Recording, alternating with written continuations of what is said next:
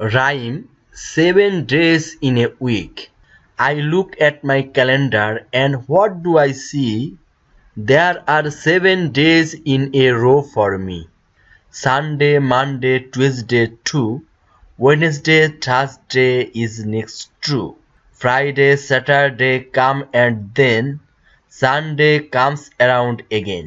সুপ্রিয় ছোট্ট সোনামণিরা, এখন আমরা এই রাইমটির বাংলা অনুবাদ শিখব। 7 days in a week এর অর্থ হচ্ছে সপ্তাহে 7 দিন।